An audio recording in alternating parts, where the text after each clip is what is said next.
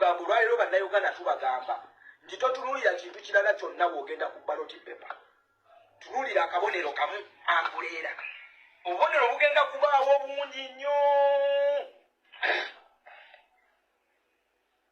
Obubonero bugenda kubaawo bungi nnyo. Kati wano we tugenda njagala osheyalinga awantu wano. Njagala wano ugambe munnayuganda omubuulire awantu wano. Okitegedde mwana wa maama wano awantu wali crucial nnyo. Sheyalingawo okibulire munnayuganda.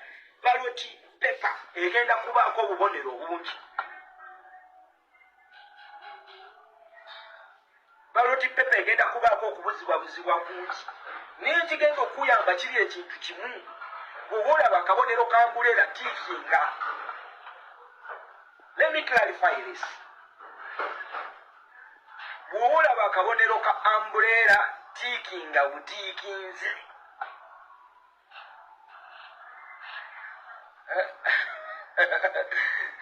Okanagade mwana wa maama. Njagala okigambe jjajjo, kigambe ssengo, kigambe anti.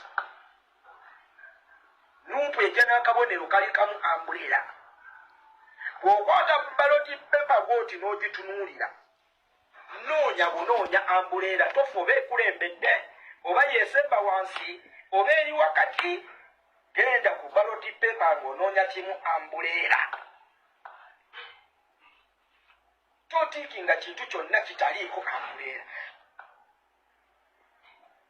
Totiikinga kintu kyonna kitaliiko ambuleera.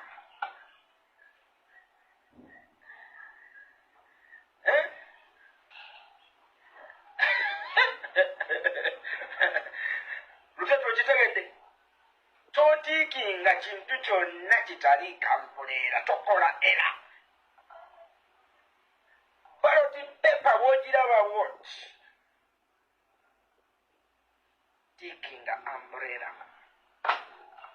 Ategedde mwana wa maama. Kati wano we tugenda. Waliwo abagamba nti mashini zitugenda okukozesa okulonda oyo kasasiro yenna mumuleke. Mpuliriza bulungi. Bwe munnayuganda tukwetaaga ku lunaku lw'okulonda oveeyo bulungi. Wuliriza wano. Ku lunaku lw'okulonda nga 15 January. Munnayuganda tukwetaaga oveeyo mu bungi. Sitwagala kulaba munnayuganda yenna agenda kusigala waka ku lunaku olwo. Wuliriza. Abalina endagamuntu tubeetaaga. Mujje nazo. Tuwuliriza. Mujje nazo. Ng'olina bayiro yo, olina peeni yo. Kikide. Naawe atalina ndagamuntu. Kiki ekikusigaza ewaka? Kiki ekikusigaza ewaka? Omunfuna. Nti zino numbers ze tulaba ezitambulira ku His Excellency Kyagulanyi ezivuddeyo mu bungi okuwulira message on that day zino numbers tuzeetaaga ziveeyo ku olwo olunaku. Otegedde kyengezaako okugamba. Issue olwaleero eriwo is to convert all these masses into voters.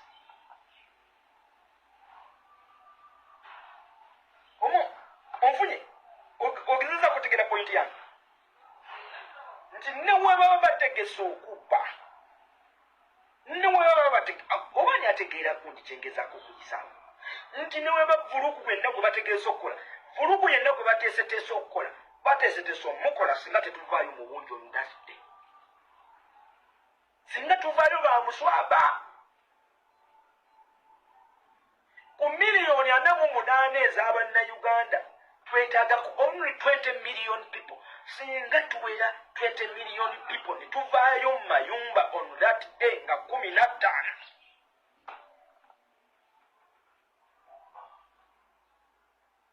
Nga 15. On that day ne tuvaayo mu bungi. Mwana wa mama nkubuulira byonna bye babala ebibalo byonna bye bakola muganda wange bigenda basukkako.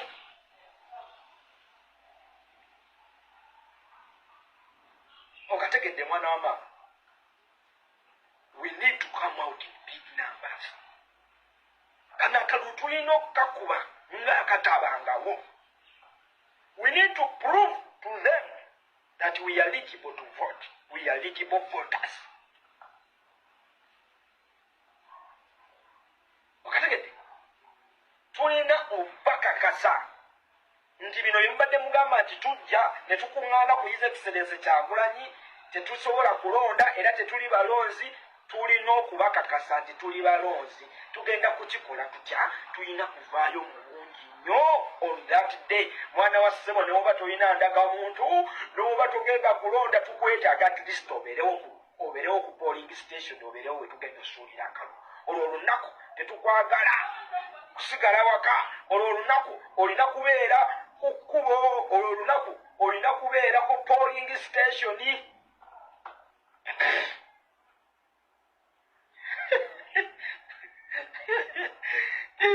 Kajja okuba kaweddemu kwe kino ekibalo kyangu. Mwana wa ssebo tetulondangako okuwera miliyoni 15. Tewali kulonda kwali kutegekeddwa ne tulonda okutuuka miliyoni 15. Njagala ogende ng'otunuulira nnyo olabe obulumande bawajje n'Omuseveni ne percentage gye bamuwa.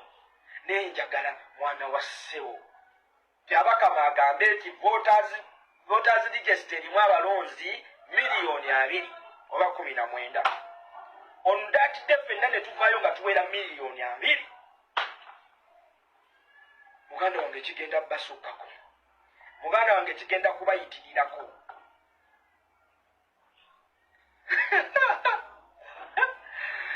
Simple congratulations, my brother. My bro. Mwana wa mama, ennaku yaffe enyiike obulumi byonna tugenda kubyeexercisinga on that day. Eyo simanyi oba linyoonya endagamuntu oba kiki.